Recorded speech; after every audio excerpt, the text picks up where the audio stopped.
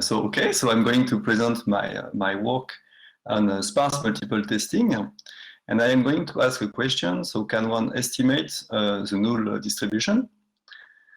So this is a joint work with Alexandra Carpentier, Sylvain Delattre, and Nicolas Verzelen.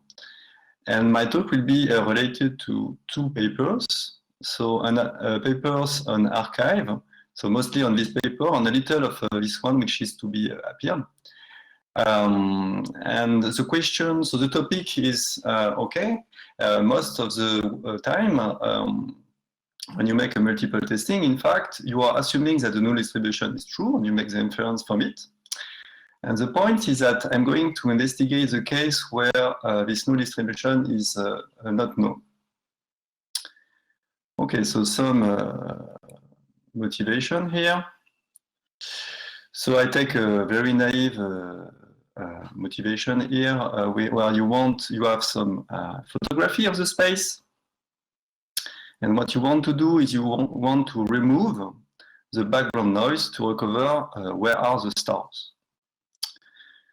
So a naive procedure is that what you can do, you can look at each pixel here, and you can conduct a test. So you can test whether the pixel comes from the background noise or whether it comes from the true signal, so here, a star.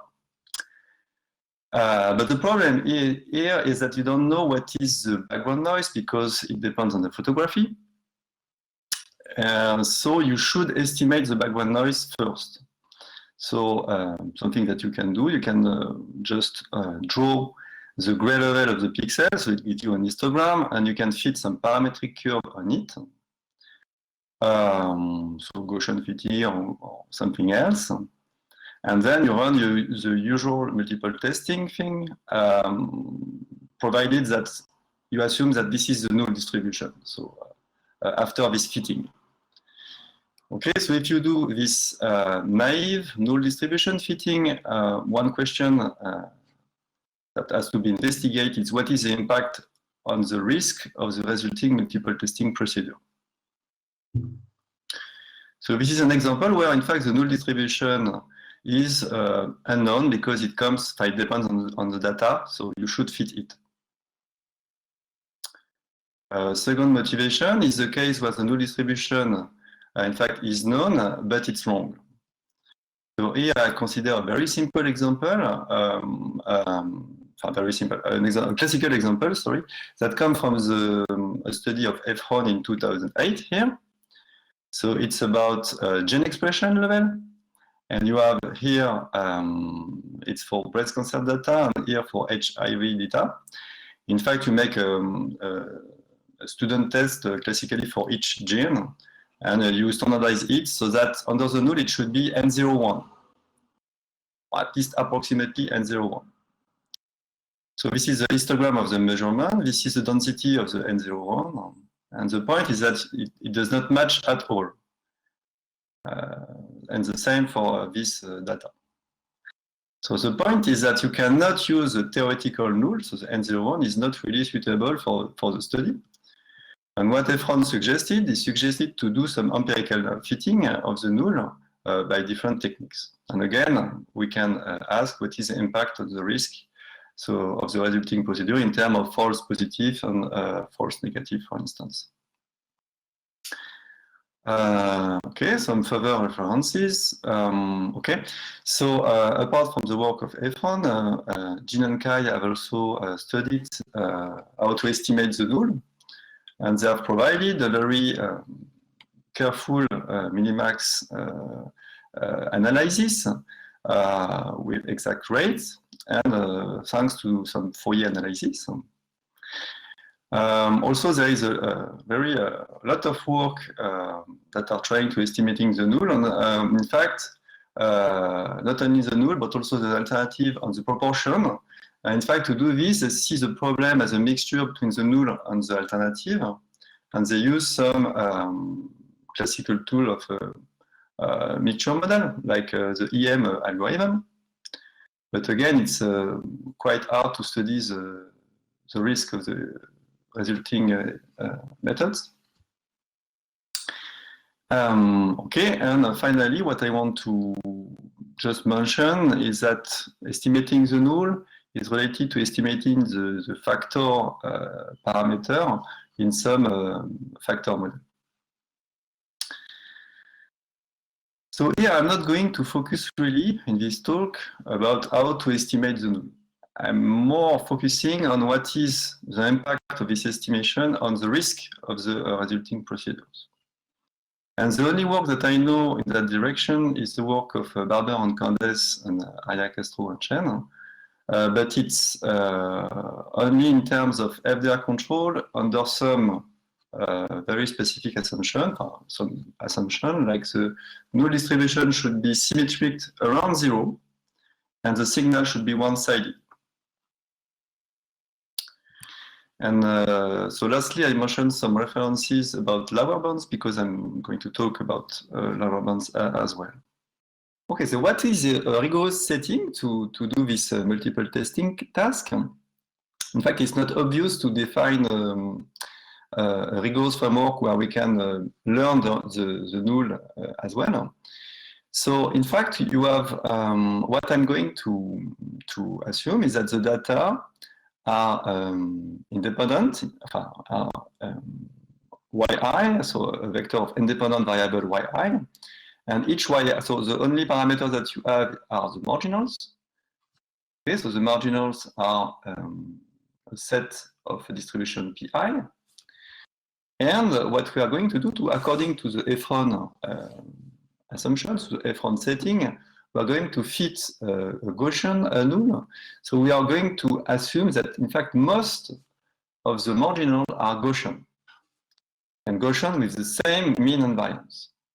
So you have some predominant, among all your marginals, you have some predominant distribution, which is n theta sigma square, for some unknown theta and sigma square.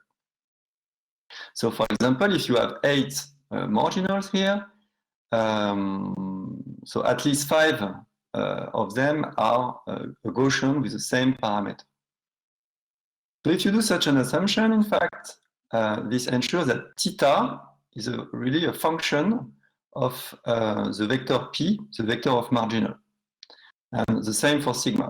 Theta is just the mean of the predominant marginal, and sigma is the standard deviation of the predominant marginal. Okay, so once theta and sigma are really function of p, you can define this multiple testing problem. So the null is pi is equal to the predominant Gaussian distribution, whereas the alternative is, but it's not. So what does this mean? It means either my item I comes from the background noise, either it comes from the signal. So it's clearly interpretable, and it's rigorous. So once you have defined this null and alternative, what you can do, you can define the usual multiple testing criteria. So you have the true null set, so it corresponds to the null that are true. And the false null set corresponds to the signal. So N1 is a number of signal. And once you have defined your H0 of P and H1 of P, you can define what are the false discoveries and the true discoveries for some procedure. Say that you have some procedure that take as input y and return some subset. So the subset returned by the procedure corresponds to the rejected items of the procedure. Okay, so you have the false discovery proportion, which is in fact the number of false discovery renormalized by the number of discoveries. And the expectation of this random variable is called the false discovery rate. So this is a very classical type 1 error criteria. So widely used. So this will be what we are going to use in this talk. So the false discovery rate is our type 1 error rate.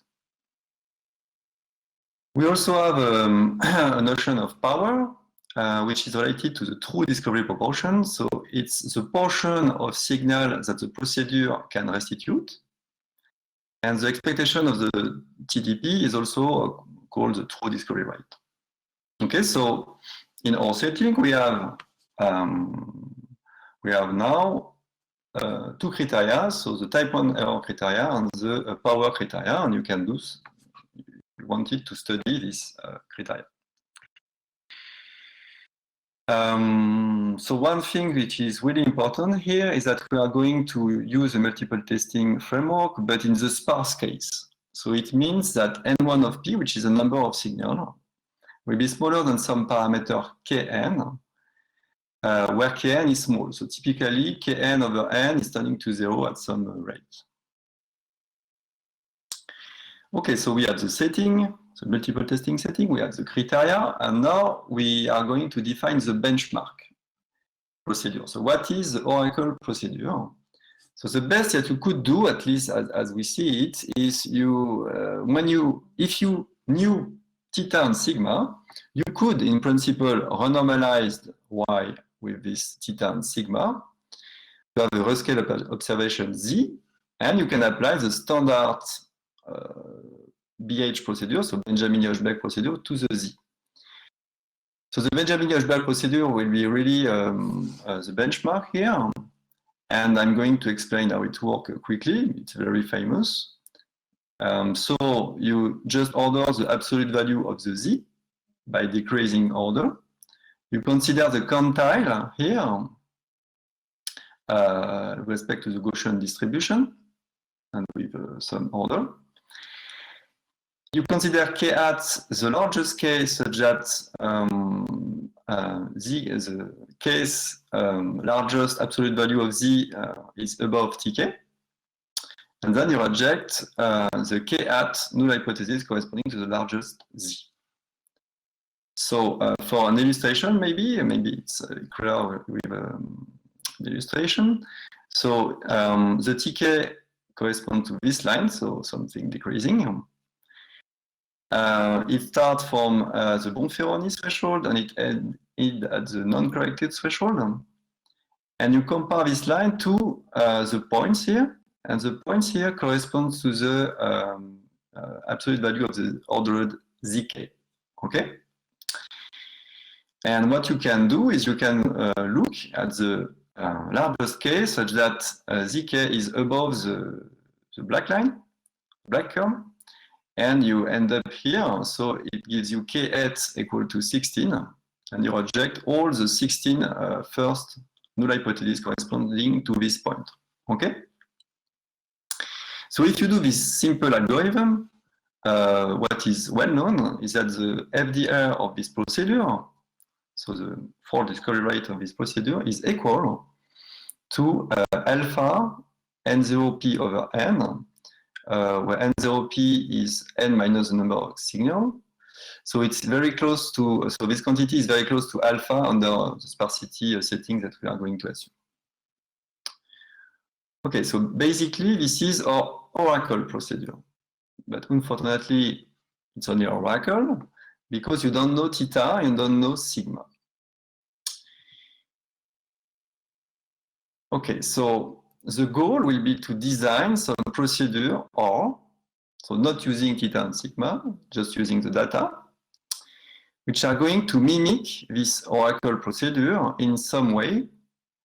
And what means in some way? It means both in terms of fault discovery proportion and true discovery proportion. So precisely, we have some. Okay. So precisely, we have some formal definition here for a procedure to be optimal, and it depends on the sparsity range that I denote by Kn. So we have a type 1 error statement and a type 2 error statement. So the type 1 error says roughly that the FDR of the procedure should be smaller than alpha, and this uniformly with respect to P, to the distribution, on the suitable sparsity range, and uniformly in alpha. The second statement is about the power. It says that the true discovery proportion, it says that this probability is close to 0, so which means that the true discovery proportion of the procedure should be above the true discovery proportion of the Oracle with a probability close to 1. and this again uniformly on the sparsity range. The point here, so some technical data here, is we should not take alpha, but something slightly weaker than alpha, so with this eta n tending to 0, to be able to do something. So here, this is really something, a definition of to be optimal, which is in line with robust minimax theory, in fact. It's really here in the supremum, the alternative can be really totally arbitrary. Okay, so it can be anything. So this is really, to be optimal, a procedure should be quite robust with respect to the alternative here. Okay, so now I'm going to present how to design optimal procedure, which will give an upper bound. Okay, so how to mimic the Oracle BH procedure? Something very intuitive is the following. Since we don't know theta and sigma, we are just going to estimate it with a robust minimax estimator. So here we have taken the median and the absolute median deviation, something very classical. So they have the convergence rate Kn over n. Okay? And they reach the minimax rate in our setting. So you cannot do better, at least in terms of minimax rate. So once you have some estimator, but what you can do is you can just plug this estimator in the BH procedure. It gives you a BH procedure with, I did not eat like this. So it consists by rescaling the yi, but not with theta and sigma, but with theta tilde and sigma tilde. So you can compute this. It gives you some z prime, call it. And you just apply the BH procedure, the standard BH procedure, with this z prime. So what does it give? So in the gray point, it was the former procedure, which was Oracle. And now what you observe are the red points, which can be seen as a disturbance of the gray point. And the thing is that, of course, this disturbance can modify the number of projections. So here, for instance, you have only 5 rejections with the plug BH procedure, whereas for the Oracle one, you add 16. Okay, so now I'm going to present an heuristic which ensures that the plug BH procedure should mimic the Oracle one under some condition on the sparsity. So the point is that the two procedures will be the same if the distance here between a gray point and a red point is smaller in order than the distance between Tk and Tk plus 1. Because if they are smaller than all this distance Tk plus 1, it means that they belong to the same interval, and so the rejection number of the procedure will be the same. And if we formulate this, this is of the order, in fact, of the distance between the gray point and the red point. We can just check that. And this is of the order of the minimum of the interval length. And this minimum, you can compute it explicitly. It's 1 over square root of log n. And the guy here is of order Kn over n because it's the minimax rate of theta tilde. It's the max rate of theta tilde. We can do a similar reasoning for sigma, and in fact, we have not square root, we have just log. So this heuristic suggests that the plug-in procedure mimics the Oracle if these two constraints are satisfied. So for Kn over n, smaller than the smallest of these two terms, so it's 1 over log n. Okay, so we expect under that condition that the plug procedure will work. And in fact, we can prove it rigorously. This is our proposition 1. So we can show that the plug BH procedure is optimal for any, if the sparsity satisfies this condition. So it means that Kn over n is tending to 0 faster than 1 over log n. Okay, so it's quite remarkable because it's a quite weak sparsity. So it's a good news. Okay, so now we can show that in fact we have a matching lower bound. So I'm going to explain how it's working now. Okay. So the idea of the lower bound is based on the on a reduction scheme with 2 points, so 2 configurations. So the first configuration here, so a configuration is just a mixture between a null and an alternative, and the null here is just from the N01 standard normal, and the alternative has density of this shape. Okay. So this is a configuration where the null and the alternative are quite separated. And the second configuration is this one. So the null is some Gaussian but with variance 3. And the alternative is this kind of thing. So in that case, the null and the alternative are not separated at all. Sorry. So what would do Oracle BH procedure? So remember that the Oracle BH procedure knows what is the null. So here he will be able to guess that the blue is the null, and he will say, okay, since I know that the null and the alternative are well separated, I will reject something. Whereas in this configuration, the Oracle BH procedure will see that the alternative and the null are mixed together, so they are not separated, and it will not reject anything to avoid false positive. But the point is that in fact these two configurations, in these two configurations, if you mix the blue density and the red density, you end up with the same mixture. So this is the black density. The black density is the same here and here. So it means that, and the mixture is really what you observe in practice, what you observe from the data. So any procedure which uses only the data will not make the difference between the two configurations. And as a corollary, it will not be able to mimic the Oracle BH procedure, which do different things in the two configurations. So if we translate this into mathematics, we are able to state this result here. So if you have a sparsity largest than n over log n, you can show that there exists no optimal procedures. There exists no procedures that use the data just, and that mimics the BH behavior, both in terms of FDP and TDP. So if the FDR is controlled, then the TDP will be not good, and the reverse also. Okay, so if we sum up our results, what is our main result here on this talk? It's this one. If you have enough, so if you have a boundary, in fact, a boundary effect, it's n over log n. So above the boundary, you can show there exists no optimal procedure, so not enough sparsity. And under the boundary, you can show that there exists a plug BH procedure which is optimal.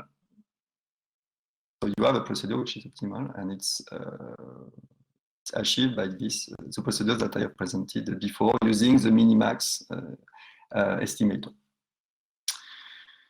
Okay, so so this is nice, it is well formulated. We can say, okay, this is well expected because it's just if you have enough sparsities and you have enough example of the null and you can estimate it, okay? And if you have not enough sparsity, you cannot estimate it, and then you cannot mimic the Oracle. So this is quite well expected, but what is quite striking here is that the sparsity needed is quite small. It means that just a weak sparsity is able to, even with a weak sparsity, you are able to recover the Oracle behavior. Because 1 over log n is turning to 0, but not really fast. Okay. So for, because of the time constraint, I'm going to skip a little the additional results. So just with few words, it's just that in a similar setting, but not exactly the same setting, the boundary can change. So if sigma is assumed to be known and not theta, the boundary is n over square root of log n. And if you look at a non-Gaussian null, so with some function g, in fact, you have also a different boundary. So we have formulated this precisely in the paper if you want to look at it. So finally, something interesting that I wanted to point out is how this boundary effect changes when you specify some structure on the alternatives. Okay, so if you specify something on the alternative, so say that you are in the same setting, but you assume that the PI, so your marginals that are under the alternative, are assumed to be largest, so stochastically largest than the predominant Gaussian distribution. So you add some constraints that the signal is coming more from the right in your measurement. So you make some constraints, so you should be able to take into account that constraint to provide better results. Okay, so first in terms of estimation, we have put forward what is the minimax rate here. And the thing is that for estimating theta, you have always a minimax rate, which is smaller than 1/√of log n. So in particular, in standing to 0, which was not the case before, on all the sparsity range, k between 1 and something away from n, so it is really not a big assumption. So basically, for any sparsity that you will meet in your data, you can estimate theta. You don't need kn/n to tends to 0. And for sigma, you have the same result with the square root of log n replaced by log n. So compared to the case before, in fact, you have an extra log, and you can use it in your multiple testing plugin procedure to recover the behavior of the Oracle BH. So more precisely, so I present some upper bound result here.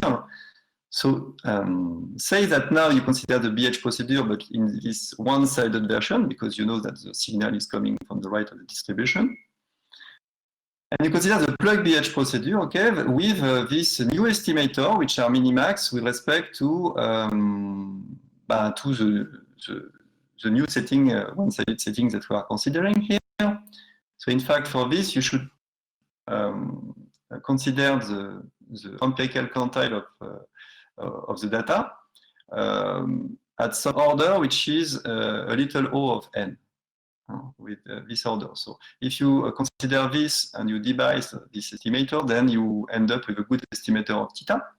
And for sigma, you should consider difference between quantile. So it's related to quantile at the left part of the distribution because you expect here that there is not much signal because the signal is on the right. So what are the properties of this plug BH procedure? So this BH procedure that use this minimax estimator in this setting. In fact, we can show that this plug BH procedure is optimal on all the sparsity range, basically. So like before, but in a maybe modified sense, so I precise this here. So the lambda control is the same, so uniform over all P in that new model. And for the power, we show that it mimics the Oracle BH procedure in terms of the true discovery rate, which is the expectation of the TDP. So it's a little weaker, it's not in probability, but in expectation. We have also an annoying assumption here that I didn't manage to remove. In fact, the estimator of sigma uses a parameter L0 here, and L0 over n should be of the same order of this guy, so the proportion of signal in the data. So you should have a quite precise idea of what is this proportion to be able to use the sigma estimator. Okay, so but apart from this, really it's showing that here typically the boundary is totally changes by assuming that we have this constraint on the alternative. Okay. Okay, so what is the take-home message? So I hope that I have convinced you that the empirical null problem and the incorporation in the BH procedure is challenging and is interesting. And it's really, in fact, useful in practice, because in practice, again, most of the time, in fact, you don't know really if your null distribution is true or not, or if your null distribution is suitable, or you should adjust it. Because, okay, so this is really something which is well used, and sometimes it's hidden a little. So I think that it kind of, this kind of research is very fruitful.